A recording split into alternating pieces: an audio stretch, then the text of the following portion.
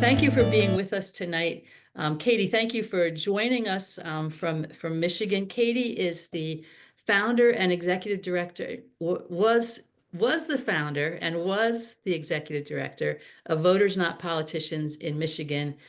She did that from late 2016 to 2019, and she is now executive director of The People, and she'll tell us a bit about that. I just want to confess that I am a bit in awe of her work. And I also am more than a little bit jealous of her success. Pennsylvania, as many of you know, is one of 24 states that don't provide for any kind of citizen initiative ballot measure statewide. And we are one of 10 states that require constitutional amendments to go through the legislative process twice before going on a ballot. And of those 10, we are one of 4 that has a 2-year legislative session. So we have a really long, complicated process to get to reform, unlike Katie's, which was a very clear, straightforward thing, and they got done within 2 years, which she's going to tell us about. We've been working on this for over 9 years now. But we celebrate your success, and we look forward to hearing your story. And we want to learn as much from you as we can. Katie's going to tell her story about how she got started, highlights, challenges along the way, how things turned out, what she's doing now. And I'll ask her some questions, and then we will turn it over to your questions. Katie, thank you so much for being with us tonight. Fantastic. I'm so excited to be here. So, hi, everybody. So glad to be with you all tonight. And my story kind of starts by accident in a lot of ways. Uh, I always felt like voting and participating in the political process was important. My dad was a veteran. I just grew up with a lot of civic pride, I guess, but I wasn't really into the us versus them thing. I never really liked the like Democrat versus Republican thing. But that it was important to vote and paid attention to local politics in particular. But a lot of my friends and family didn't necessarily pay attention to politics. So I was always kind of the one being like, hey, have you remembered to get registered to vote? You know, do you know that there's a local election popping up? Probably, like, I'm guessing a handful of you guys, if on a Thursday night you're wanting to do an awesome webinar on redistricting. I'm sure you're some of those people too, reminding folks, hey, this election's happening. Uh, and I had studied in school sustainable business, which is like environmental, social oriented business practices. I worked in the grocery industry, helping set up like recycling programs, stuff like that. So I felt like my job was giving back, and I, going about life. But then in Michigan, I'm not sure if you guys heard about the Flint water crisis. But essentially, local decision making power was taken away from residents that ended up switching a water source in Flint, Michigan, that accidentally corroded all of the pipes, leaching lead into everybody's water. There were cover ups. The government tried to kind of deny that it was happening, and then eventually came out like, no, this is a full blown crisis. Nobody can drink their water anymore. Kids can't drink water in school, all that kind of stuff. And when I was learning more about that, there was this law called the emergency manager law that had passed. I don't have to go into too many details, but essentially in Michigan, we not only have the ballot initiative process, but we have the veto referendum process. So if there's a bill that citizens don't like, they have to gather a ton of signatures, but it can go up on the ballot to say, do we want to repeal this bill? Well, hundreds of thousands of people did that, and we vetoed and got rid of this emergency manager law. But the very first thing that our legislature had done after the most recent redistricting cycle at the time, which is like, was reinstate that law. In the same election that the people voted to get rid of it, they found a loophole and a way to put it back on the ballot. I kept thinking, like, like how that doesn't seem right. Like, how is our legislature? They were just voted in. They just saw that voters, while voting for them, wanted this bill away. And the very first thing they do is reinstate this bill. Like, aren't they afraid of getting not elected? What's going on here? And what I didn't realize completely at the time is that the reason they were able to do that was gerrymandering. That essentially a lot of them were not afraid of getting unelected. They knew that the gerrymandered maps had actually just been successful, and they were locked into office. And that emergency manager law is the law that ends up leading to the Flint water crisis, essentially. That if the will of the people of Michigan had been followed, would have never happened. Um, and so at the same time, the 2016 election is happening, which is a pretty polarizing one. I'm sure it was in Pennsylvania as well. Michigan is very purple, just like Pennsylvania. Pretty consistently, about 50% of our voters vote for Democrats, 50% of them vote for Republicans. But at that time, I was also seeing that some of those friends and family members that normally don't pay attention to politics were actually like standing in line for hours at a time to see certain candidates. And I was like, what is going on here? This is so exciting that people are registered to vote and that they know the issues and they've looked up campaign websites. And when I started listening, I saw that there was kind of a trend that folks were excited about the types of candidates that were running. And in particular, they were pretty excited about either Bernie Sanders or Donald Trump. And I was like, huh, do those candidates have anything in common? And their rhetoric was pretty similar, although like different issues and different stances on things, of course, but kind of the like, the political system is so broken, we need a revolution or we have to drain the swamp was kind of this prevailing message that I saw all across Michigan. And so the election happened, and those friends and family members who had been engaging in thoughtful debate then kind of turned on each other and were basically saying, you voted this way, you're evil. You voted that way, you're evil.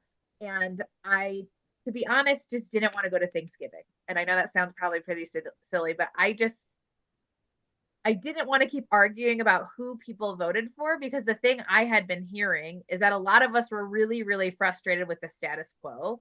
And we felt like we wanted really monumental change and we wanted systemic change, something that would like overturn the system. And although voting for a candidate can do that, especially at that time, I just kept thinking about like, but how do we prevent the next Flint water crisis while also fixing this system? Because nobody was really worried about actually creating a better Flint for Michigan.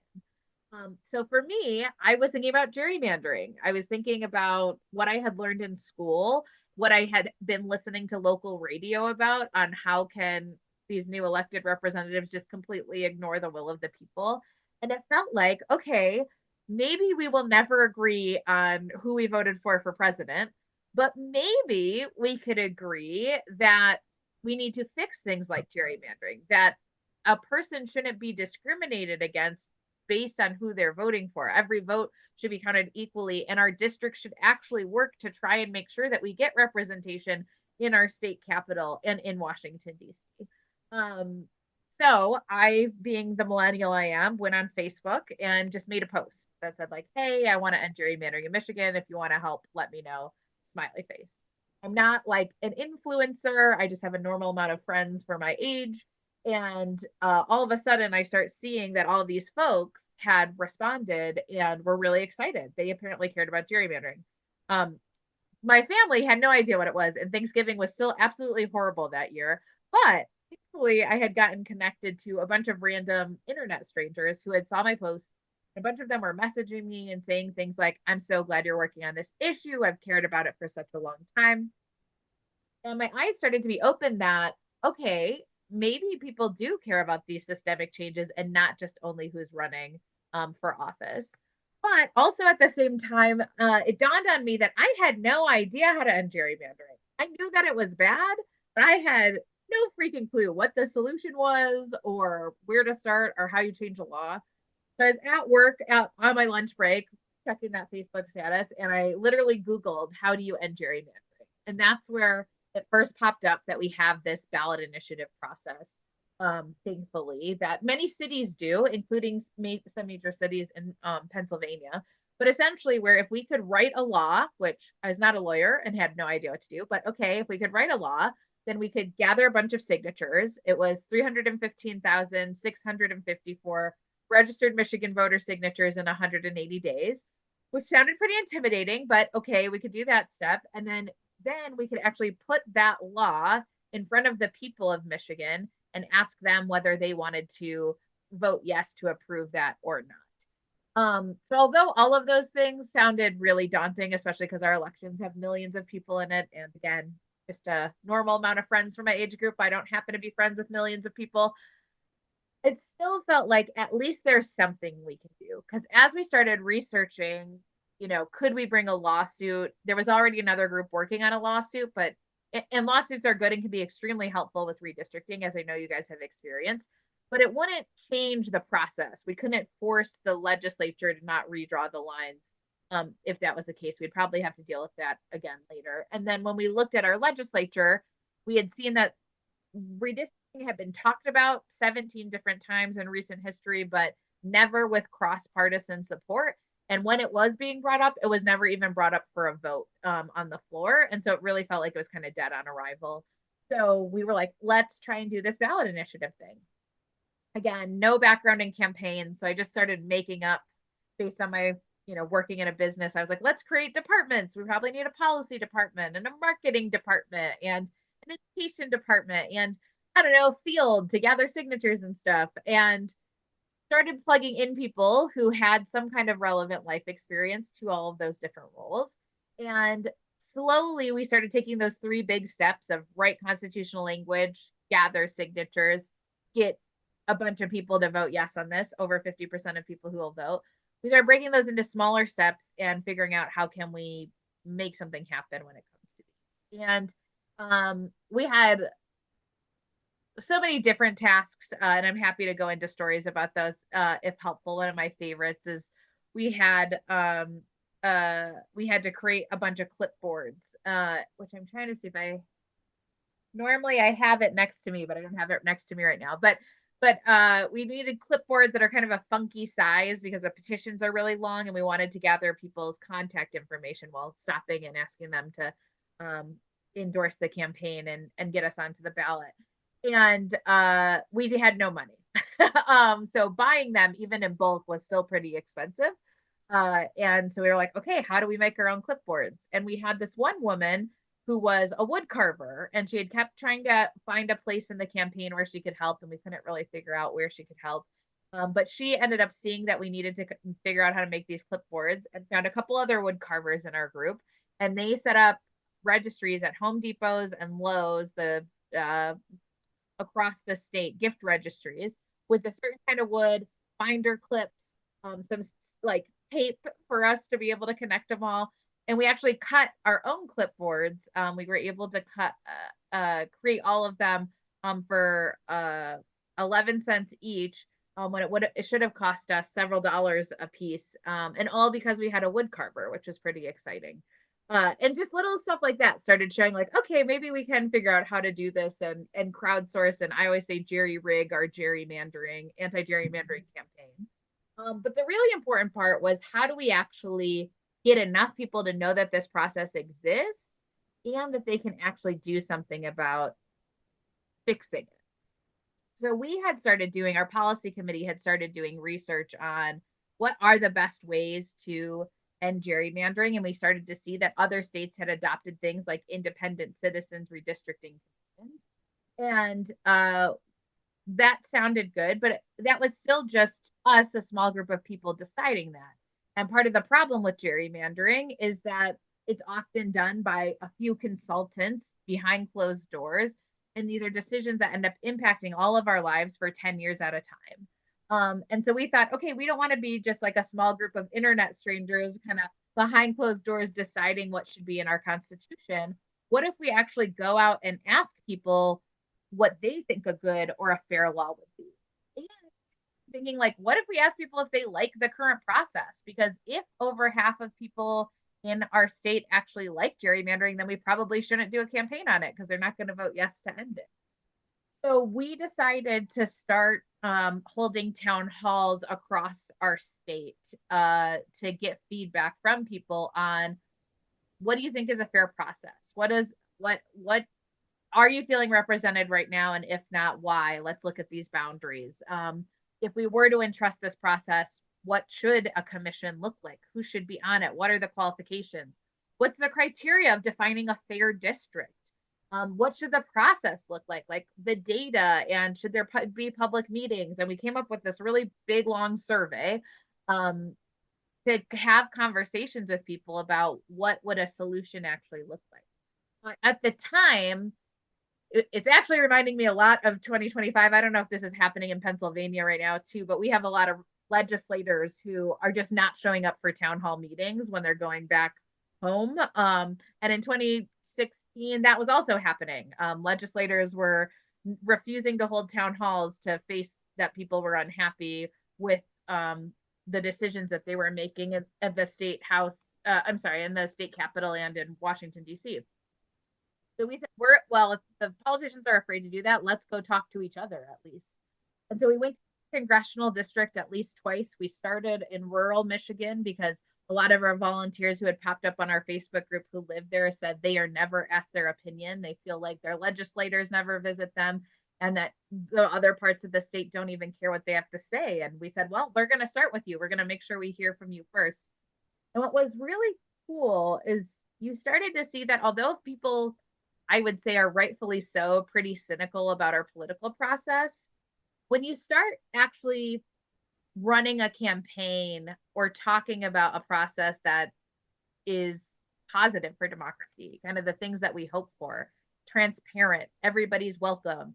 You have a group of people who vote differently, but who are actually trying to solve the problem together. They're not more worried about getting credit. They're more worried about how do we actually deliver results. You know, these mini meetings were about that. We had lots of people with lots of different political opinions, but what they really wanted was just a solution. Nobody, whether they were Democrat or Republican in our state or other independent third party, no one felt like they were being represented. And especially because we were a purple state, nobody really felt like it made a difference who was in charge. They kind of felt like everybody's kind of listening to special interest or somebody who isn't.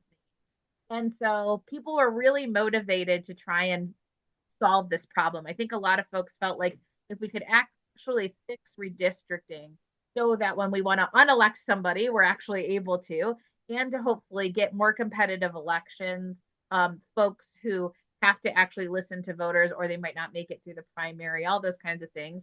We felt like maybe that could be a ripple effect to all the other issues we care about, our roads and infrastructure, our schools, maybe the environment, whatever everybody's personal issue. So from doing those town hall meetings, we actually had thousands of people show up and we kind of crowdsourced our constitutional language. We looked at what people wanted. We made sure, of course, that it passed legal muster. And we decided on an independent citizens redistricting commission with four with everyday people on it. So you couldn't be a registered lobbyist or a politician. And there's a couple other or their immediate family, essentially, you can't to serve on it. If you are those people, you can still participate by giving public comment, but you can't be the actual people drawing the lines because those are the folks who are doing it right now, and they weren't doing a good job at the time.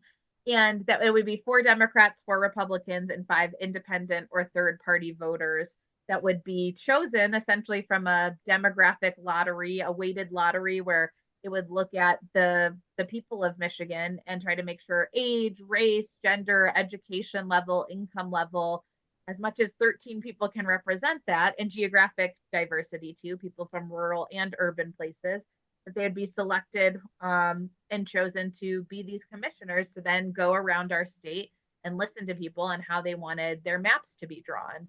And they would actually have to go and listen to people before they were ever allowed to try and draw a map themselves, draw some maps, and then go back out to people to see if they were happy with them. And when we went to go signature gathering, we just tried to be as creative as possible. We listened to where everybody was at with their personal experience. One of our volunteers was you guys have a lot of freeways too, like rest stops, like on the highway. She worked at the rest stops called MDOT in Michigan, and cleaning. She cleaned rest stops. And so she knew which ones were the busiest ones and what time of year they were busiest. And that happens to be public property, and you can only gather signatures on public property. So we set up, and the most busy weekend happens to be Thanksgiving weekend. So all Thanksgiving weekend, we set up our little chairs and tables at rest stops across the state, stopping and talking to people about civics, asking them about, showing them a picture of their district and asking if they were happy with the state of politics. And it turns out nobody's happy really with the state of politics. And then they were willing to sign our petition. And we were actually able to gather over 440,000 signatures, even though we only needed 315,000 in only 110 days instead of the 180. People were so eager to actually fight for something that they felt like would fix politics and hopefully get us more representation and progress in all of these issues. And I've probably taken way too much time explaining this part of the story, Carol. I'm sorry. So I'll speed up the next part. But essentially then we were able to go and put it in front of voters. We talked to millions of people. We did more door knocking than the governor did that year. We got tried to buy as many freaking political ads as we possibly could. And I hate political ads, but ours were really simple. Just here's the status quo. Here's what it could be. What do you think? And thankfully, those were super effective. And with 61% of the vote, we overwhelmingly passed redistricting. Michigan has 83 counties, much like Pennsylvania. A pretty big percentage of our population is in a couple counties. Our governor, who won, over 50% that same year, she won 16 of the counties, like with over 50% support, actually 17. And then we won 63 with over 50% of the support. We really had an urban and a rural, the vast majority of Michigan overwhelmingly voting and supporting this idea. And I think a lot of why that was is because we were unafraid to go everywhere and actually try to create something inclusive. And we invited people into the process, which is what redistricting and an independent redistricting commission is all about too. We were trying to kind of mimic the process when we were running our campaign. Let's go to people, let's help them feel included, let's make sure that we're bringing them along throughout this process. So then also, once it passes, our job isn't done. Our independent commission went into place.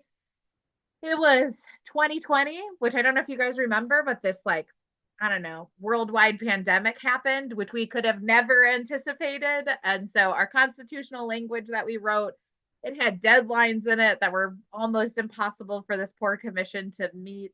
The census data was super late, which we would not have guessed, because we were really worried about the politicians trying to somehow find a loophole and make our language not count, even though we had passed it.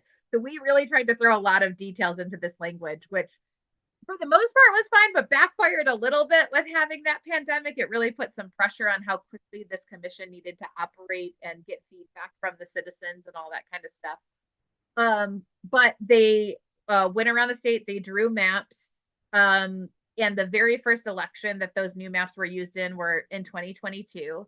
And when the people of Michigan voted previously, so with our gerrymandered maps, we literally had in one of the elections 48% of the vote go to one party, and that party got 73% of the seats allocated to them. And the other party had gotten 49% of the vote and somehow had less seats. And the other party had literally a super majority with getting even less than half of the votes in our state.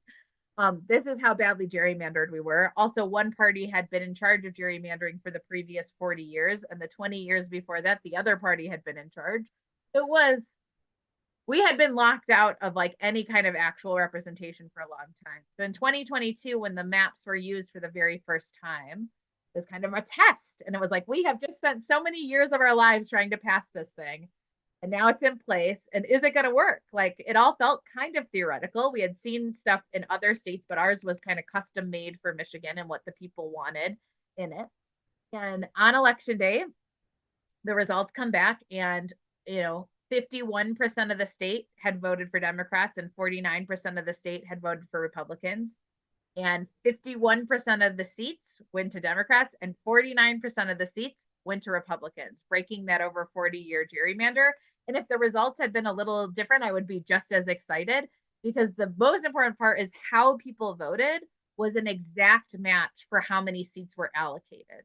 So for the very first time, we actually had representation. And the other kind of exciting thing for me was our legislature, although there was a majority, it was barely there. It was like 1 or 2 seats in each house, which meant that almost every single bill that was being passed for the first time in decades required bipartisan support. You saw the rhetoric change overnight from politicians and how they were talking about passing bills. And you saw it much more, I would say, moderated, and also acknowledging that voters were the reason that these politicians were in office. And they were really highlighting the fact that they had compromised with the other side of the aisle, both sides kind of highlighting that, which again, my entire lifetime, I had never seen that in the state. The most recent election in 2024, more Republicans turned out to vote, and again, an exact match for the seats was allocated. That majority then went over to the Republicans, but because the people of Michigan voted that way, And if we had traditionally had, like we have for at least the last 60 years in Michigan, had a gerrymander still, you probably wouldn't have seen that. You would have probably just seen whatever party had gotten to draw the lines in 2022 would have probably kept the election in 2022 and in 2024. But instead, we as the people determined our elections and therefore our majority party in our state, which has just been really, really exciting.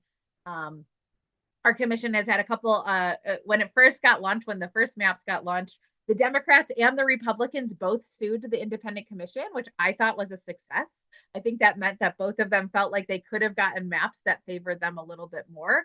And those lawsuits were dismissed. There was one that came up around the Voting Rights Act. So a couple of the districts had to be redrawn. That's partially due to the census and just the commission not really having enough time to get their feet under them, and also they had kind of some bad legal advice that that I think a lot of people thought was fine, but wasn't. But anyways, the independent commission, our process was if the maps are ever found to be non-constitutional, that it will go back to the commission. Some of the commissioners needed to resign in the meantime because they either moved out of state or had life issues come up. We still were able to appoint new commissioners. They drew the new maps in a very tight timeline for the courts, and those maps worked. Those are the ones that were used in 2024. And that was the whole intention the whole time, was the actual process worked, and when something is wrong and we need to correct it, it can be corrected, and the results have been reflected over the people. So that's kind of a overview of where we're at, but happy to talk about any aspect of the campaign. And then I've also been able to help campaigns in other states as well, both with the ballot process and without, since starting that journey. Well, thank you so much, Katie. You've given us a lot to think about. You've answered a lot of my initial questions already.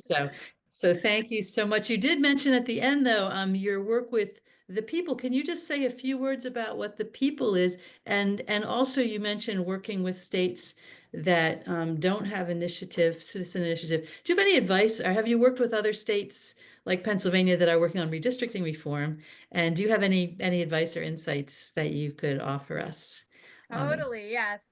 So my organization, so Voters Not Politicians still exists, and that organization is focused solely on Michigan and continuing to work on democracy reform, as well as making sure the redistricting process is followed and all of that.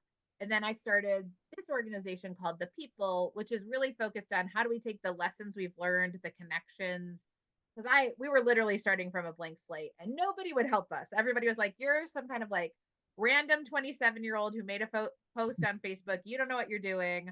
Like, pat me on the head and said, like, have a nice day. But no one would help us. And it really opened my eyes to the fact that I think there are so many Americans who actually desperately care and want to make change, but are often presented options as if like their voice doesn't really matter unless they're like some kind of political expert, or really only that they can turn to candidates, which has its place. But I think a lot of people are turned off by that. They're either independent or they want like to work on systemic reform. So anyways, I wanted to start the People to say like, hey, we built a bunch of stuff from crap, from scratch. I meant a bunch of crap from scratch, like databases and like scripts for talking to people about redistricting and all these images and all that kind of stuff. Like, let's just pay it forward. Like, let's give it to other people if it's helpful. We don't work just on redistricting. It's kind of just like good governance reform. And if you want to do a deliberative process that involves citizens, other people pass ballot initiatives just by like throwing a lot of money at it and hiring consultants. That can be okay, but we're really about if you want to build long lasting power and civic infrastructure in your state. That's what the People's trying to do. So through that work, I've been able to be connected to a lot of folks working on redistricting like yourselves. And I want to give a shout out to Carol Slash, this organization, because back when we were like still little babies, not knowing what the heck we were doing, we met at the American Democracy Summit, which at the time was called the Unrigged Summit, at put on by Represent Us, this national organization.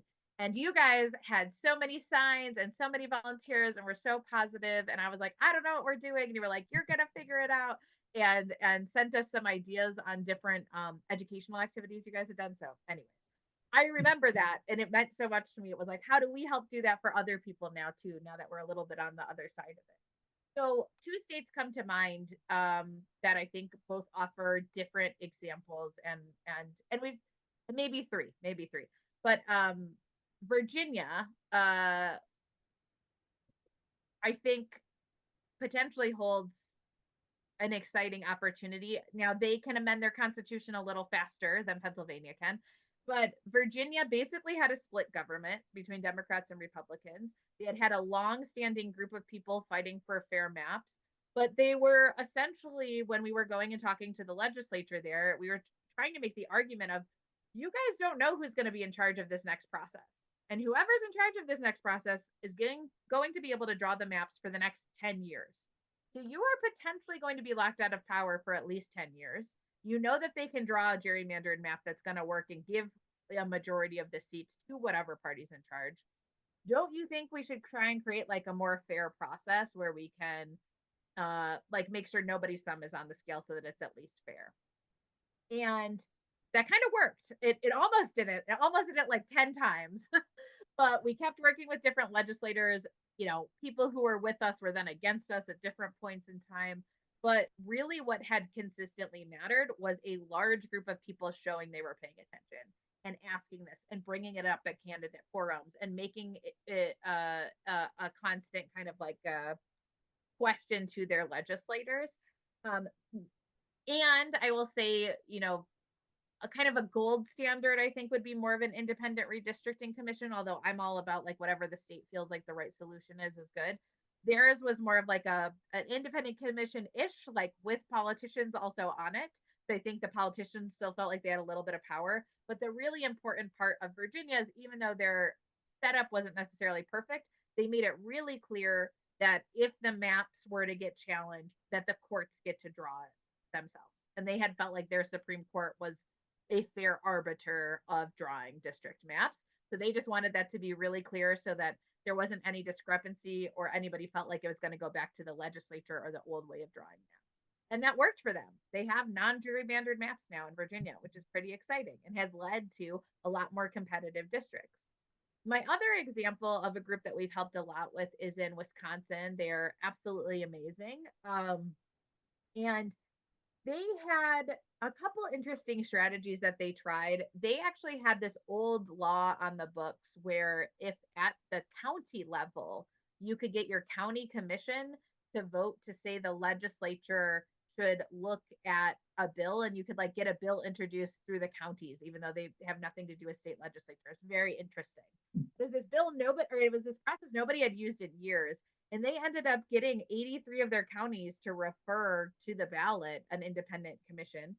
The legislature still voted it down, but it was a way to actually like raise awareness. And the really cool thing is that strategy ended up working extremely well in rural parts of Wisconsin. So they actually had more rural support than urban, which based on the party that was gerrymandering, you wouldn't have assumed would be the case. Yet it showed that just folks want a process that's fair, which I think all of us on this call know, regardless of who you vote for. Like, we all just want a system that actually treats you equally.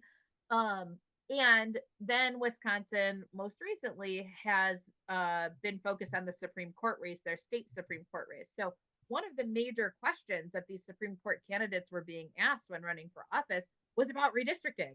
It was like reproductive freedom or abortion access and redistricting. Every single person who's like asking these people if they're qualified, how are they going to vote on this, all that kind of stuff. And then the judge that got elected did believe in making sure that did acknowledge that gerrymandering is a thing and that we needed to respect the will of the voters in Wisconsin, and ended up being able to overturn their gerrymander once a lawsuit was brought up based on it being drawn illegally.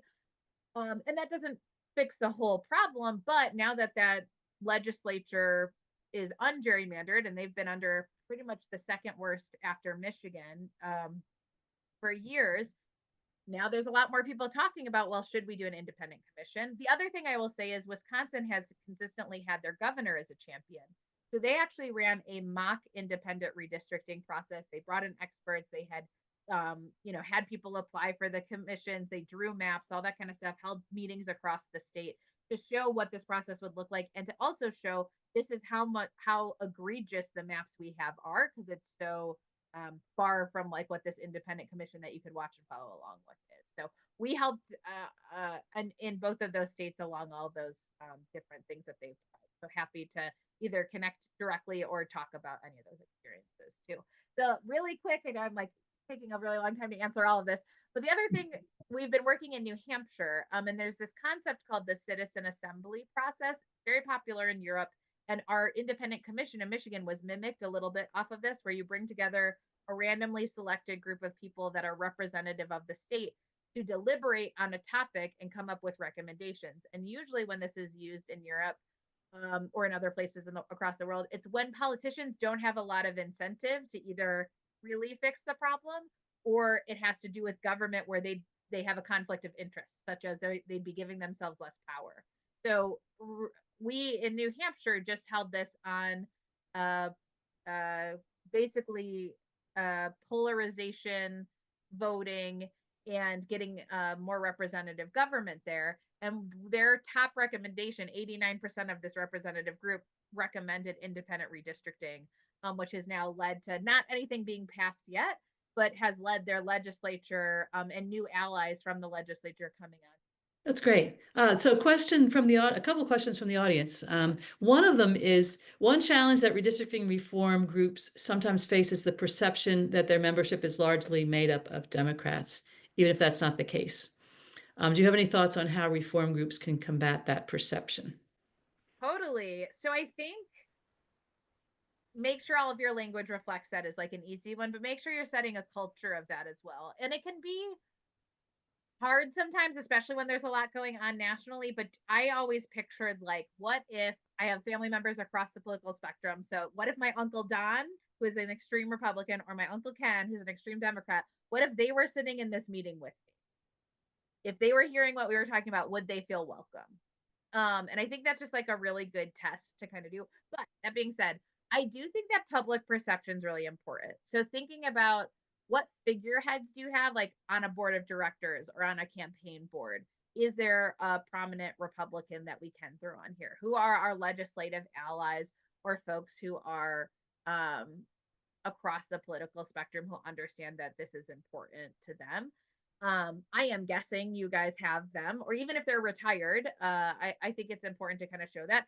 Also, after having volunteers who do live in different parts of the state, and we're identifying like that those folks are different political parties, if they're comfortable with us creating maybe some social media content, doing a quick video, or even just a picture with a quote from them and why it matters to them as a Republican, as a Democrat, as whatever, I think that that's important. The other thing that we always did too was we always pointed to states that had the opposite gerrymander. So we were at the time gerrymandered by Republicans. All our presentations talked about Illinois and Maryland and all the places that Democrats are doing this. And so I think it's important to highlight how both parties have incentive to do that. I'm a little less familiar with Pennsylvania, but the other thing that worked well for us in Michigan is Democrats and Republicans both had gerrymandered the state plenty. So we actually pulled maps from those times. And one other idea, if you're able to pull it off, we did a press conference with the majority leaders over the previous 30 years. So the 3 previous redistricting cycles. And one of them had done it twice. So, anyways, we had a Democrat and then we had 2 Republicans. And because they were in charge of it and they weren't in office anymore, they were totally willing to talk about how screwed up it is and how it is not good for voters. Like we held a press conference where we just asked them to talk about the process and how it was passed, so that because a lot of people don't even realize, I didn't certainly, like when it got passed, at least in Michigan, there wasn't even a picture of a map. It was just a list of census tracts. You had heard about it if you were invited to party leadership, but it was just this bill with a bunch of census tracts. How does anybody know off the top of their head whether this is good to vote for or not? Of course they don't. So, anyways, the politicians being able to say that and talk about that was really helpful for kind of highlighting that it's just unfair to everybody. And I think you can also always just default back to the picture of the map and asking people if they're happy with the state of like state level politics. And more often than not, they're not going to be. And so you just show them the map of where they live, because an entire state is gerrymandered. Sometimes people like thinking like, oh, just these 1 or 2 districts are. The entire state is. People who live there will know, hey, why would you draw the line that way? And you just say like, does this make sense? Is this how you would want to be represented in our state capital? I think when you can get back to that and just Yeah. show them that you are somebody who's advocating for just a fair process, it goes a really long way. We actually had created a problem for ourselves in that we advocated heavily for better maps this time, and we're successful in getting better maps, even though we didn't get a better process. But then we don't. We used to do. We used to set up in the Capitol Rotunda with maps, our gerrymandered maps, and anybody who looked at them would say, "That's crazy." We don't have quite as good a go-to to show people as we did. But those are all really good ideas. I'm going to ask you a few more questions before we run out of time. One is, can you talk about ways you made the issue fun and engaging for people? The person who asked the question says, I have the impression there was a lot of creativity, maybe even street theater. My sister lives in Michigan and was engaged with voters, not politicians. So Amazing. Well, tell your sister hi for me if we knew each other or whatever. I love that. Love being connected in that way. And yeah, there was some theater involved. So maybe your sister was involved in that part. We really so two things. I'll try and be like give my high level lessons and then I can start. But my biggest ones are each part of your state is quirky and weird in its own way. Each city has the festival that is that city's festival. So there was this big argument about whether we should go to the bridge walk, which is where you like walk across the Ambassador Bridge, whether we should go to the tractor pull contest. And I didn't even know what the heck a tractor pull contest was, but like it was like, no, this is so important to our local community. And I was like, I trust you. I think like being willing to think about the uniqueness of your state and what does that look like and how do you play into it. Even just one of our we have a really big rivalry with Ohio. Like we freaking hate Ohio. We hate Ohio State. We hate people who are from Ohio. If any of you are from Ohio, I don't hate you. My other family is from Ohio. But anyways, it's like a thing in Michigan. We are like, no, you're from anywhere else in the country, great, but Ohio, no, we are in a fight. So our videos that covered redistricting, we actually started with just state district lines, and we're like, aren't we glad we can keep like people from Ohio out? Which is maybe like a negative thing, but it was like so us and so Michigan that it was like quirky and it helped people like resonate that. And at the football games, we would say even Buckeyes and Wolverines can agree that we should have fair maps because Ohio at the time was trying to end gerrymandering too. So our campaigns actually worked together on that. Anyways, so find your local quirkiness and like feel free to lean into that. And that also includes who are the local businesses that are on board with you? Who are the local, yeah, theater groups or community assets that might be? So we had um like a brewery who the owners wanted fair redistricting. And so like they were willing to do a beer named after our campaign for a little while, which was fun. And then we'd host events there. Or we there was a knitting shop like where you buy yarn and knitting supplies, and so they had like some kind of like knitting scrap display of like of the gerrymandered districts, but they had like a little sign that was out all the time. And we just kind of leaned into thinking about how do you help educate people or catch their attention where they're already at. You can get a certain crowd to a town hall or an event like this where it's just being held by the organization, but a lot of who we're going to try to talk to are going to be at the county fair, are going to be out at the art festival in Ann Arbor, that's in Michigan, or like wherever it is. And so then we would try and like match whatever that event was to what our volunteers had skills for. So we had a bunch of quilters as well. And there's this big in Grand Rapids where I live, there's this really big art competition called Art Prize. It's known for like these giant art pieces. You can win like a couple $100,000 prize. They quilted the entire state of Michigan with different scraps of fabric for the districts. And then it was like a very huge, very beautiful piece. And so then they had somebody standing outside of it and then with the description that had about redistricting and just little stuff like that. One of the other activities that we liked doing was cloud gazing, like when you like look at a cloud and you try and decide what shape it looks like. We had our districts and then it was like a coloring sheet for kids that we would bring to places that was like, what do you see? And anyways, then we had like a competition related to that on who drew the most creative cloud district for us. So lots of different ideas. We carved pumpkins, snowmen, that held clipboards that had the districts on it. We cut out costumes of our districts. We celebrated Elbridge Gary's birthday, who actually gerrymandering's named after, and he, was a vice president and signed the Declaration of Independence. But we celebrated his birthday and saying we were taking away his legacy for redistricting. Funny shape. I think just like the little quirky activities that help people just see a different visual or stop and go like, "Hey, what is?" Those are great. Those are great. And we've had some street theater. I've been impressed. We've done tabling in lots of spots, and it's always fun to see what folks do with their tabling. But I think we probably need to find ways to share those ideas more broadly across different groups and brainstorm some new And ideas. document everything too, pictures and videos. That's another thing where we also even just started to see, once we started to share that, other volunteers would get inspired and then want to share theirs, and it was kind of like a ripple effect. So you documented them on social media? Yeah. We had like a shared Facebook group because we started on Facebook, but we also would send it in like newsletters and all that kind of stuff, our Instagram, like our different social media channels. And any of that, we always tried to highlight the volunteers who were doing it and the creativity behind it. We also, Yeah. I don't know if you guys have Renaissance festivals in Pennsylvania. Oh, we Um, do. Yeah. yeah, we had one of our volunteers' son took the original gerrymander, which is from like Picture, the Boston Globe cartoon that is from Massachusetts. It looks like this like weird vulture dragon thing. Yeah. Yeah, sure. We did like a 6 foot cutout of it. And then we would have people where they could joust it. So it's Slay the Gerrymander or whatever. So Oh. we had the little knight hat and sword that you could get your picture with it. So it was fun. That is a really fantastic. Did your woodworker make that? We did. Yeah. I'm thinking, yeah, we need someone who has a jigsaw who can Yes. who can They are very handy. cut us a beautiful gerrymander and jousting sounds fantastic. That's a great idea.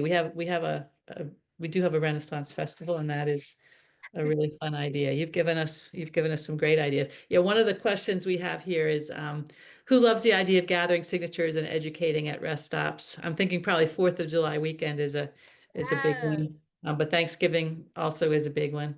Um, and one question, does your IRC cover racial representation? And how did that go? Um, Yeah. So that's what the lawsuit that was successful. Like I said, there's many that were not successful, but the one that was successful essentially said that the commission. So yes, sorry, two things. Our law, we had 6 criteria. The first criteria was like must comply with the Voting Rights Act, like trying to make it very clear.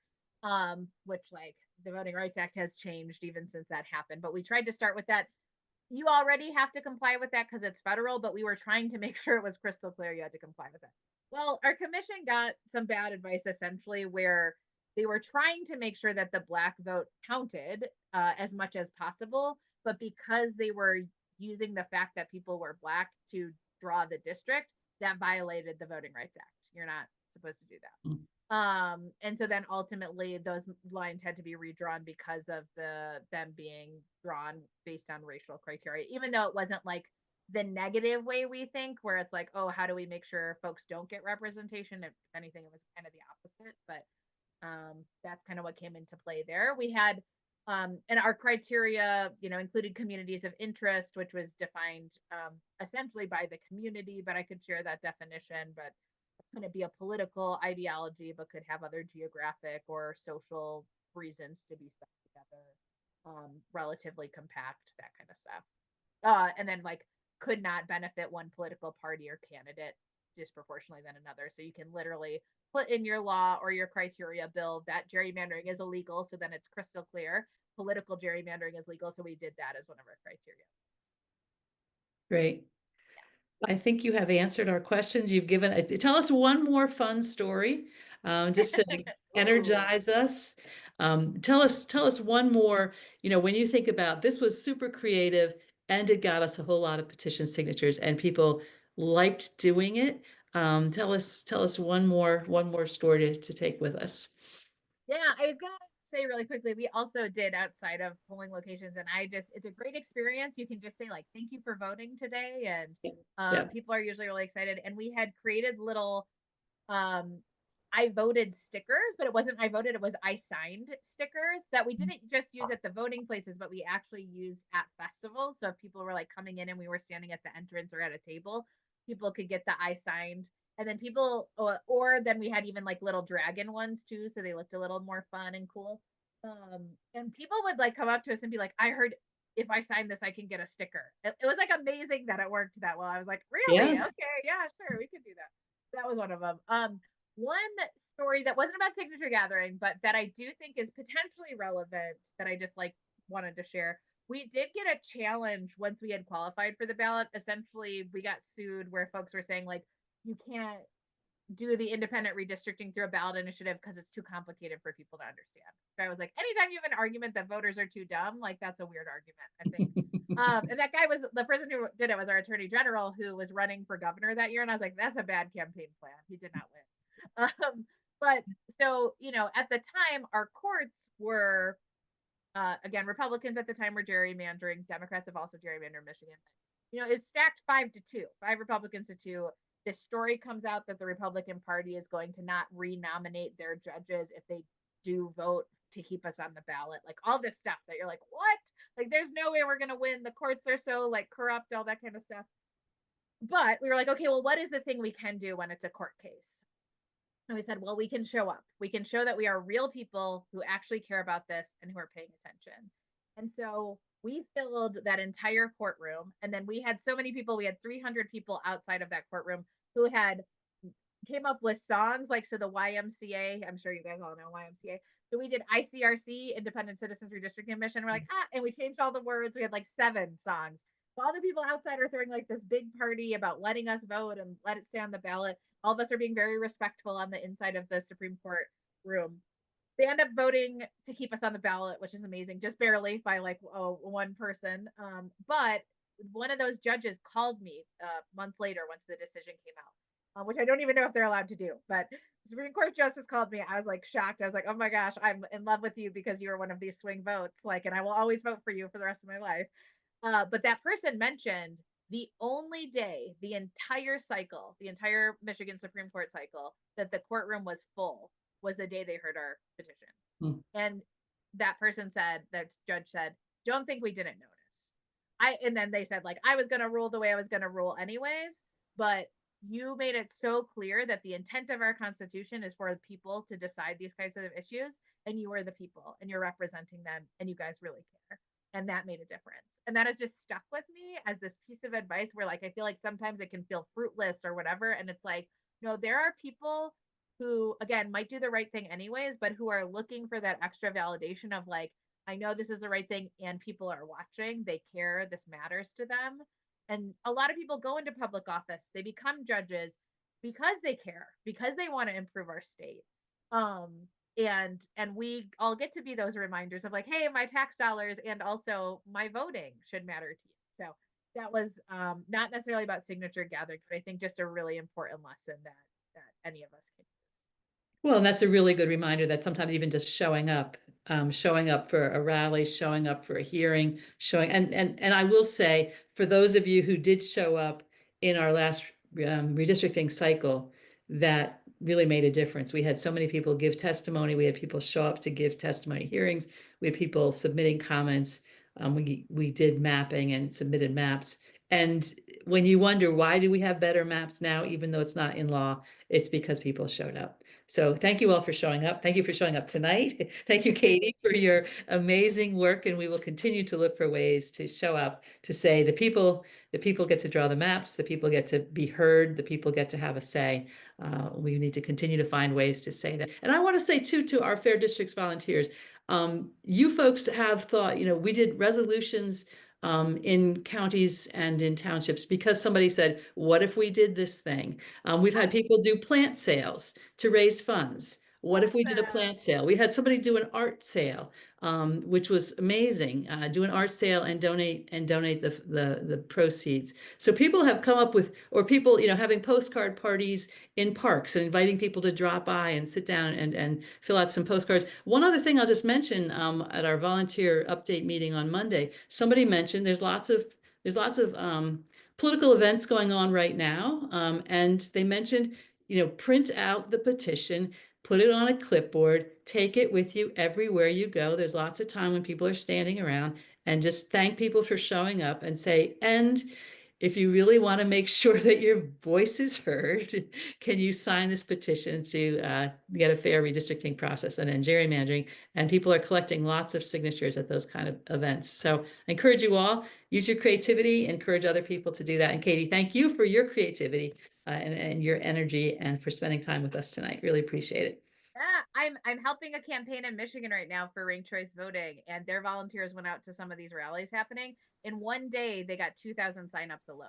They just made sure that. So, like, I just want to +1 on that. Like, people are so hungry for something to do, and so Yeah. much, especially if you're upset or happy or whatever with federal stuff, like, is a little out of touch in a lot of ways. And these are like real, tangible ways that the work that everybody is putting in now can have decade-long impact for Pennsylvanians. So just can't do that enough. But anyways, also I just want to say, like, we are all rooting for you and with you. We are in coalition with you guys and wanting to make this happen. Happy to send over all our plans and the pictures of what we've done. And we also want to learn from you. I know that you guys have done amazing work. Like I said, one of my earlier mentors was it feels very full circle was this campaign. So just thank you guys for your time, and thank you for not giving up on improving our country.